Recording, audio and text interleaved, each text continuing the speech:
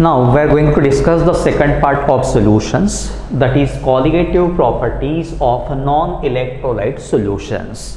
अभी colligative properties exactly है क्या? दो एग्जांपल्स हम लेते हैं, दो सॉल्यूशंस बनाएंगे. पहला सॉल्यूशन, इसमें हमने वाटर लिया 50 ml, जिसमें हमने ऐड किया 1 ग्राम NaCl.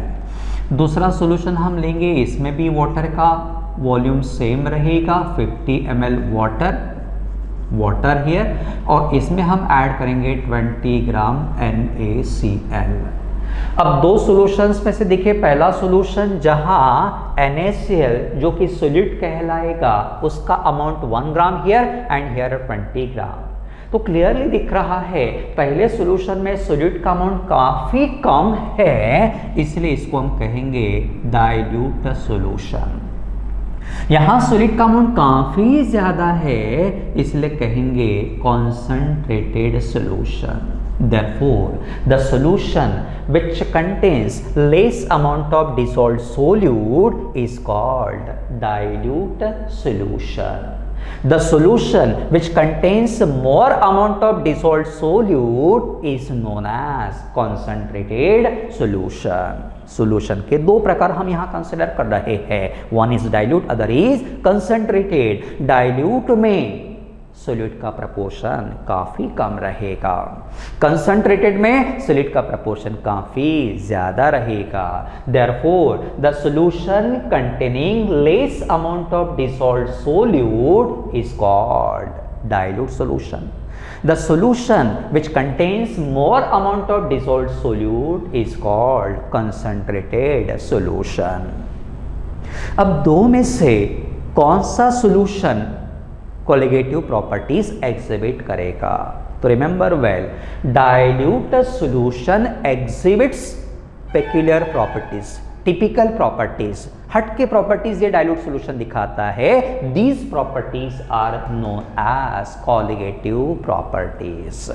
अब देखिए डाइल्यूट सॉल्यूशन कॉलिगेटिव प्रॉपर्टीज कौन सी दिखाता है? कॉलिगेटिव प्रॉपर्टीज का मतलब क्या होगा? तो कॉलिगेटिव का मतलब जो ओरिजिन है that is Greek word कॉलिगेटस.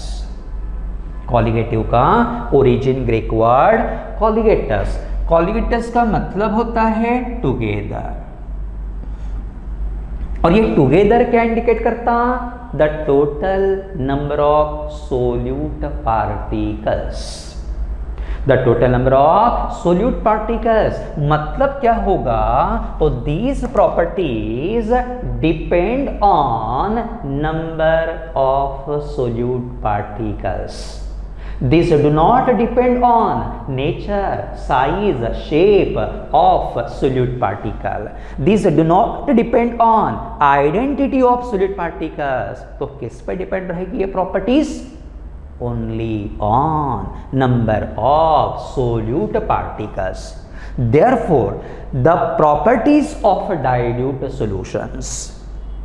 The properties of dilute solutions which depend on number of solute particles and not on their nature, which depend on number of solute particles and not on their nature are known as colligative properties. ये colligative properties कौन दिखाएगा? dilute solution. ये properties किस पे depend रहती है? Only on number of solute particles. किस पे डिपेंड नहीं रहेगी? नेचर, साइज, शेप, आइडेंटिटी, इन सभी फैक्टर पे डिपेंड नहीं रहती.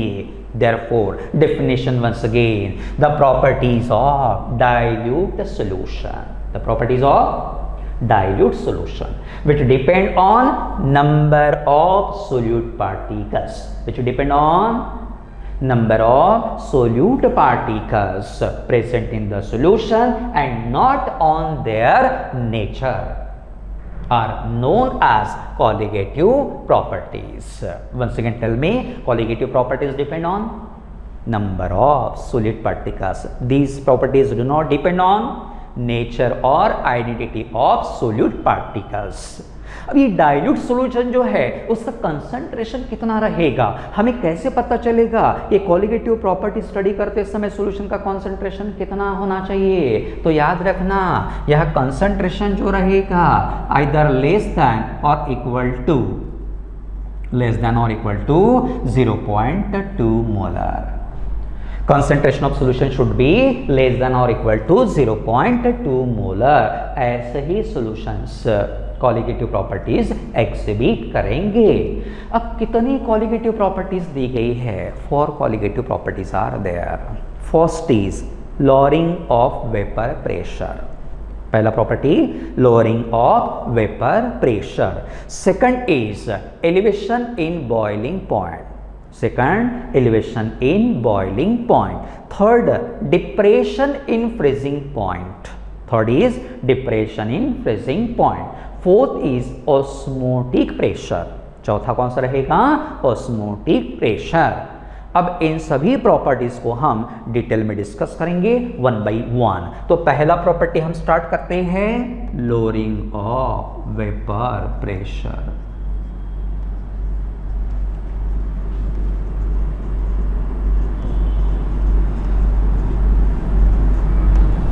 अब सबसे पहले वेपर प्रेशर का डेफिनेशन देख लेते हैं। Vapour pressure of liquid already discussed in detail, पूरा फिनोमेनन हमने आपको पढ़ाया है, आप थोड़ा देख लेंगे इसके पहले समवेयर एक्सप्लेन। अब वेपर प्रेशर ऑफ लिक्विड का जस्ट डेफिनेशन हम यहाँ रिकॉल करवाएंगे।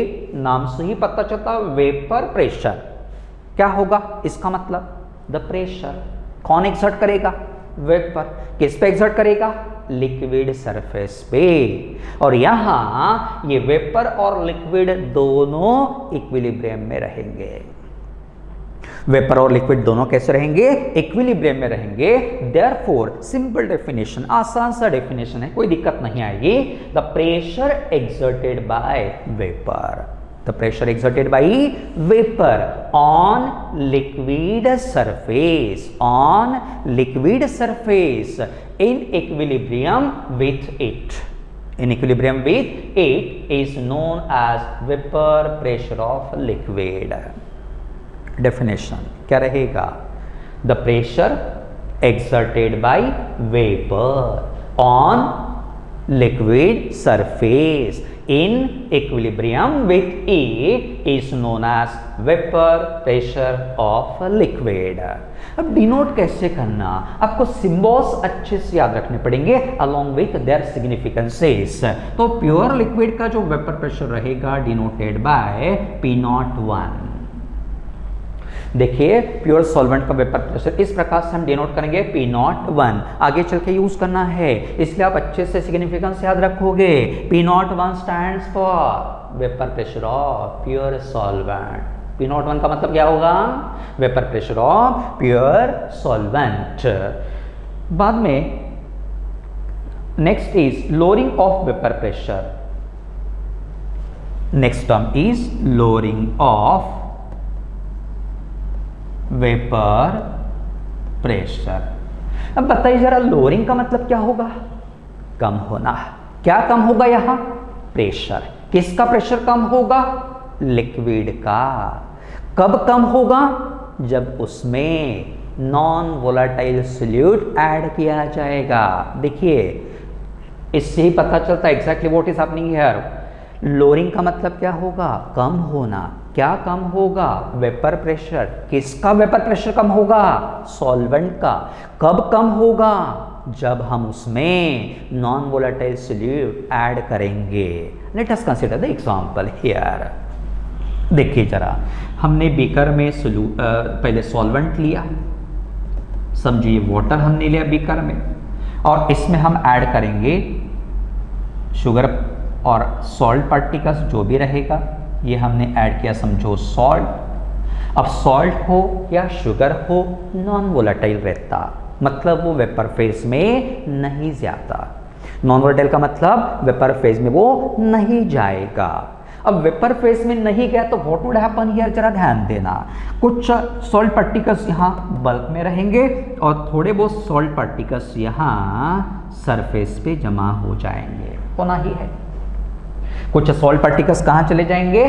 इस बल्क में, डिसॉल्व हो जाएंगे और थोड़े बहुत सॉल्ट पार्टिकल्स इस सरफेस एरिया को कवर करेंगे। अब क्या हुआ देखिए, ये जो सॉल्ट पार्टिकल्स आपको सरफेस पे दिख रहे हैं वो नॉन वोलेटाइल है, मतलब वेपर फेज में नहीं जाएंगे, जिसके कारण क्या होगा कि यहां से वेपर फेज में जाने वाले लिक्विड मॉलिक्यूल की संख्या डेफिनेटली कम हो जाएगी। Why? Because some part of surface area is covered by non-volatile salt particle, जिसके कारण क्या होगा, लिक्विड फेज से वेपर फेज में जाने वाले मॉलिक्यूल्स की संख्या डिक्रीज होगी। And therefore what will happen here, vapor pressure of solution denoted by P1. Remember very well, P1 stands for vapor pressure of solution or vapor pressure of solvent above the solution. Vapor pressure of solvent above the solution denoted by P1. P1 का significance याद रखना, पहला क्या रहेगा, vapour pressure of solution और vapour pressure of solvent above the solution always less then P01. This stands for vapour pressure of pure solvent. Conclusion क्या निकल रहा, vapour pressure of solution is always less than that of pure solvent. Why? Because some part of surface area is covered by non-volatile solute particles, और इसीलिए इन दोनों में जो difference रहेगा P01 minus P1 is known as lowering of vapor pressure denoted by delta P.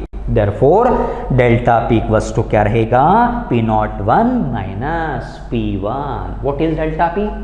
Lowering of vapor pressure.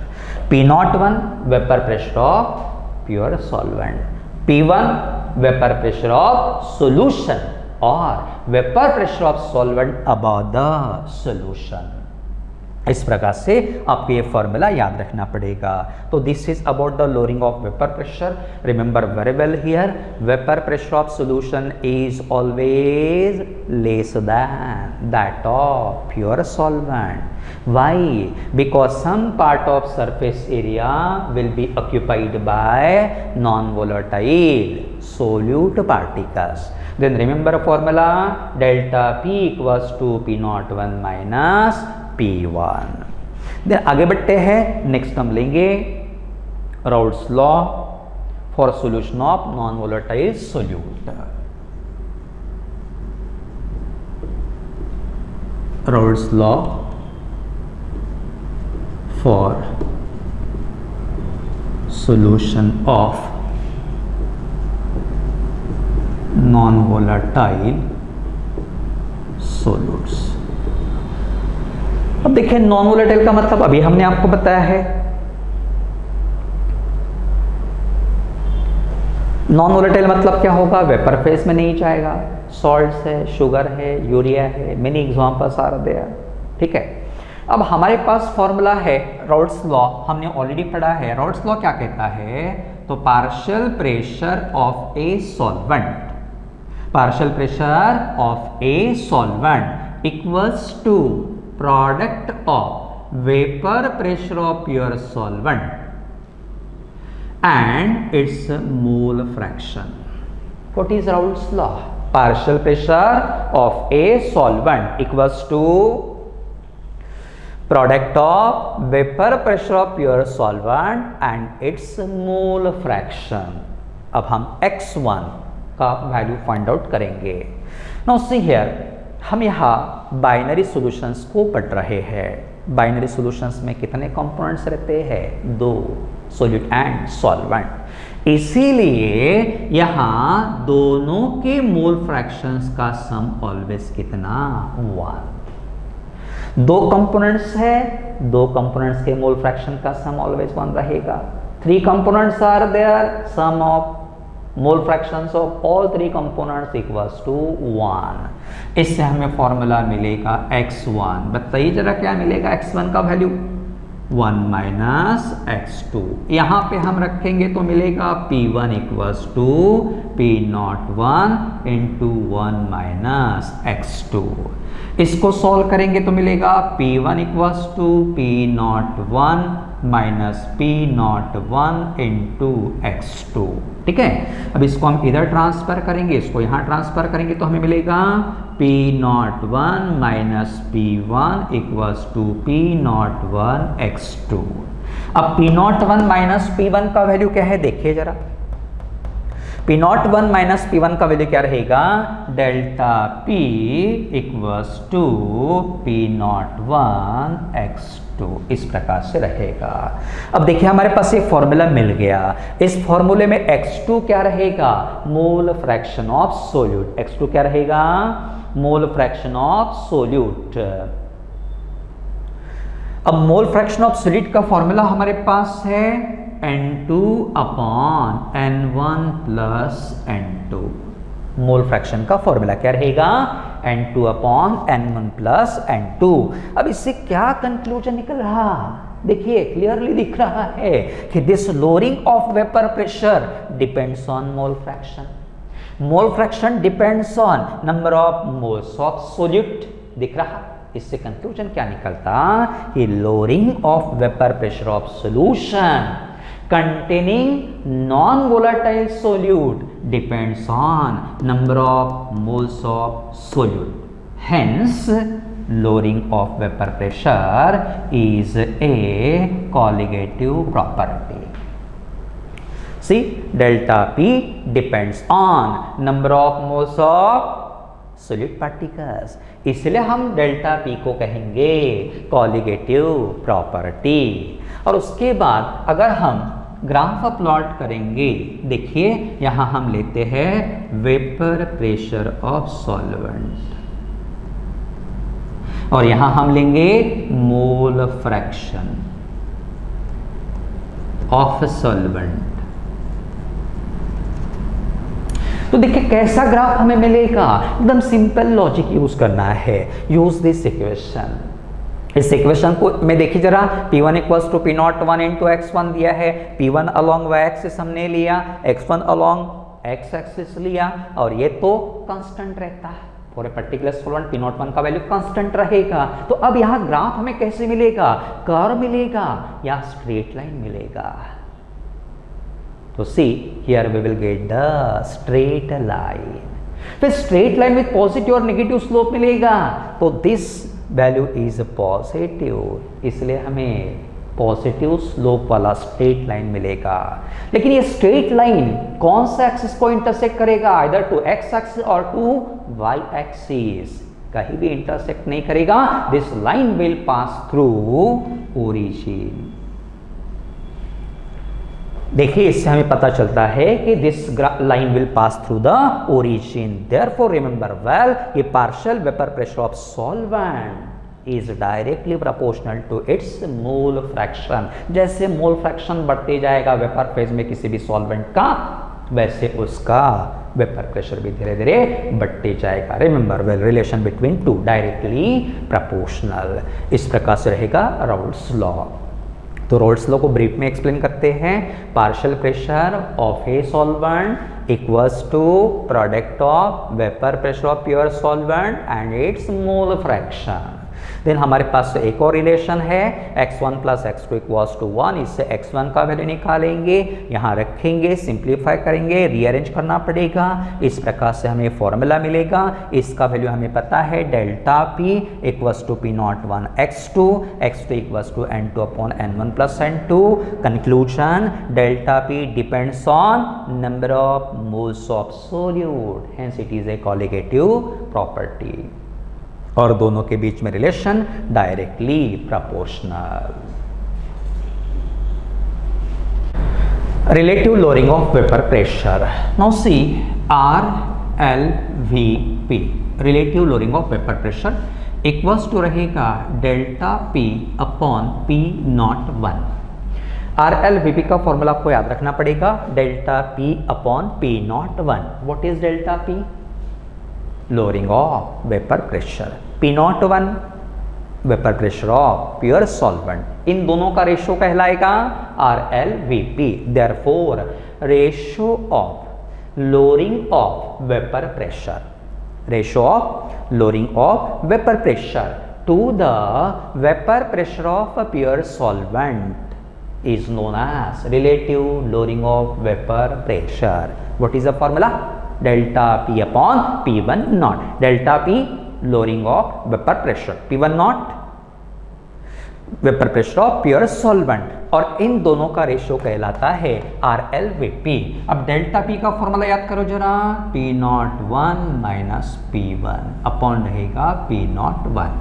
अब हमारे पास formula है कि delta P equals to P naught one into X T, X two. What is the formula? Delta P equals to P naught 1 into X2। इसको rearrange करेंगे तो हमें मिलेगा delta P upon P naught 1 equals to X2। अब ये value जो है हम यहां रखेंगे तो हमें मिलेगा P naught 1 minus P1 upon P naught 1, इसका वैल्यू क्या रहेगा? X2। Now what is X2?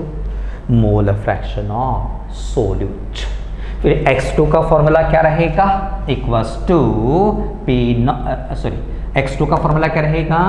N2 upon N1 plus N2। अब इससे क्या कंक्लूजन निकल रहा कि this relative lowering of vapour pressure depends on mole fraction of solute. This mole fraction depends on number of moles of solute. Therefore, relative lowering of vapor pressure of solution depends on number of moles of solute. Hence, this RLVP is a colligative property. ये जो पूरा रहेगा RLVP वो क्या रहेगा? Colligative property कहलाएगा। तो सबसे पहले याद रखना RLVP का डेफिनेशन या formula, delta P upon P naught 1, ratio of lowering of vapour pressure to the vapour pressure of pure solvent equals to delta P का formula P naught 1 minus P1। बाद में हमारे पास फॉर्मूला है, relation पता ही है, delta P equals to P naught 1 into X2। इसको रीअरेंज करेंगे आपको वैल्यू मिल जाएगा, यहाँ पे रखेंगे तो X2 मिलेगा, then X2 equal to N2 upon N1 plus N2। Therefore remember where RLVP depends on number of moles of non-volatile solute, hence it is a colligative property। Then RLVP से हम निकालेंगे molar mass. Molar mass हम determine करेंगे of solute from lowering of vapor pressure। अब lowering of vapour pressure से molar mass हम कैसे निकालेंगे? तो हमारे पास फॉर्मूला है, कौन सा? देखिए जरा, delta P upon P naught 1 equals to X2, but X2 equals to हमारे पास फॉर्मूला है N2 upon N1 plus N2। What is N1? number of moles of solvent, N2 number of moles of solute, already discussed earlier। ये significance आप अच्छे से याद रखोगे। इन दोनों से क्या पता चलेगा? Delta P upon P naught 1 equals to N2 upon N1 plus N2। मिल गया। अब देखिए हमने आपको बताया है कि colligative properties are exhibited only by dilute solutions. यह कॉन्सेंट्रेशन कितना रहता? आइदर इक्वल्स टू और लेस देन 0.2। अब कंसेंट्रेशन वेरी वेरी लेस, इसलिए क्या होगा? देखिए जरा हम यहां लिखेंगे, since solution is dilute. Solution dilute है मतलब सोल्यूट का proportion very very small as compared to solvent, therefore N2 very small than N1. Remember very well condition here, लिखना ही पड़ेगा, important condition है. solution कैसे रहेगा? dilute, मतलब solute का amount very small as compared to amount of solvent. N2 very less than N1, जिसके कारण क्या होगा? N1 plus N2 approximately equals to N1. N2 को हम निगलेक्ट करेंगे, very small as compared to N1, इसलिए N2 को निगलेक्ट कर दिया, N1 मिल गया. So delta P upon P naught 1 equals to formula मिलेगा नाउ N2 अपॉन N1 मिल गया. अब हमें नंबर ऑफ मोल्स निकालने पड़ेंगे, तो देखिए N1 का वैल्यू हम निकालेंगे. What is the formula of number of moles? Weight upon molecular weight. Number of moles का फॉर्मूला क्या रहेगा? Weight upon molecular weight. तो समझो इसका वेट W1 हम लेंगे, मोलिकुलर वेट M1 लेंगे. N2 का फॉर्मूला क्या रहेगा? W2 upon M2. सिग्निफिकेंसेस याद रखने ही पड़ेंगे. W1 stands for wait of solvent, M1 stands for molecular weight of solvent, W2 का मतलब होगा वेट ऑफ सोल्यूट, M2 रहेगा मोलिकुलर वेट ऑफ सोल्यूट. अब N1 और N2 दोनों की वैल्यू आप यहां रखोगे तो delta P upon P naught 1 equals to N2 क्या है? W2 upon M2 upon N1 क्या रहेगा? W1 upon M1. इससे हमें फॉर्मूला मिलेगा delta P upon P naught 1 equals to, rearrange करेंगे W2 into M1 upon M2 into W1. You have to use this formula while determining the molecular weight of non-volatile solute from the relative lowering of vapor pressure. 2 mark के लिए derivation पूछा गया है board exam में, आपको अच्छे से याद रखना पड़ेगा. Steps once again repeating here. सबसे पहले delta P upon P naught 1 equals to X2 हमारे पास रिलेशन दिया है. X2 का formula N2 upon N1 plus N2.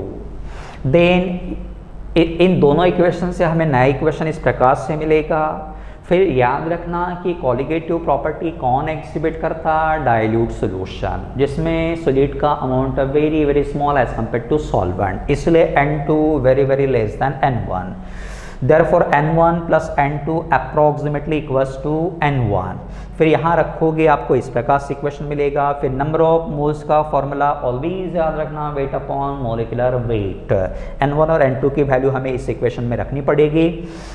बाद में से रीअरेंज करेंगे, हमें फॉर्मूला मिलेगा जिसकी मदद से हम नॉन वोलेटाइल सॉलिड का मोलिकुलर वेट निकालेंगे from the relative lowering of vapour pressure.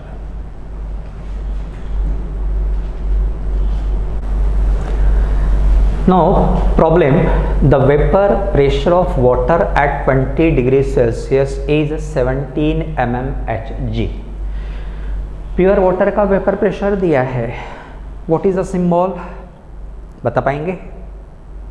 Pure सोलेंट का vapour pressure always denoted by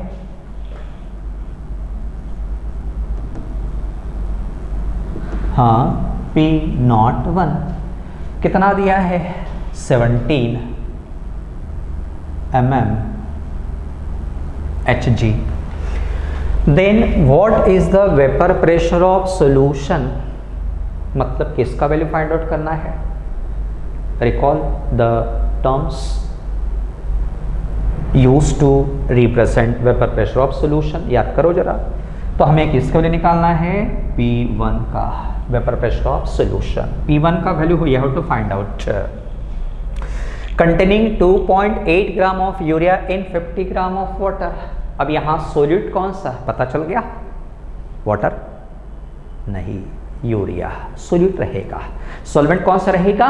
water रहेगा. अब दोनों के वेट दिए हैं तो देखिए हम यहाँ W1 means weight of solvent रहेगा, what is the value 50 gram. तो m1 means molecular weight of solvent, water का मोलिकुलर वेट कितना है 18 gram per mole. Then W2 what is the value given here 2.8 gram. Then M2 कितना रहेगा, तो सबसे पहले आपको यूरिया का फॉर्मूला पता होना चाहिए। फॉर्मूला यहाँ मैं लिखता हूँ, formula of urea is NH2CONH2। What is the formula NH2CONH2, ठीक है। फिर इसको यूज करना, देन use the atomic masses of nitrogen.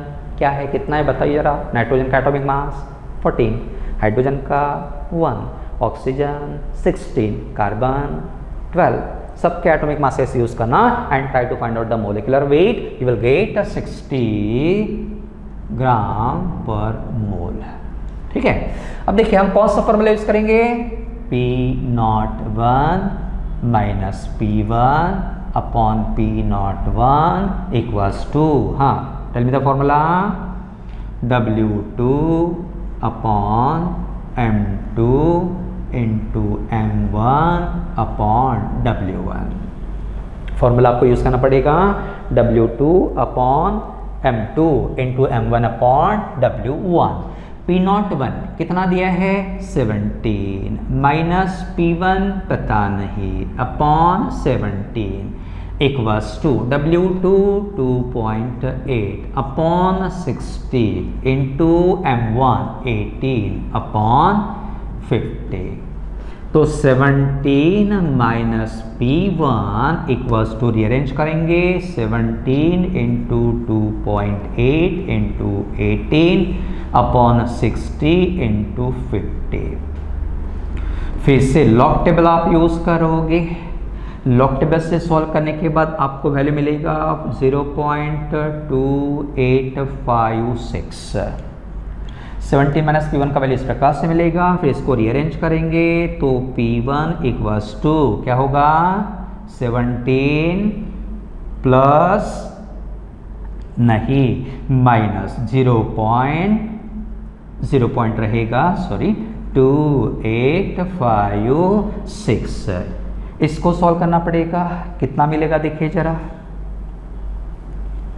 हाँ 16.7144 यूनिट कौन सा रहेगा मिलीमीटर ऑफ Hg।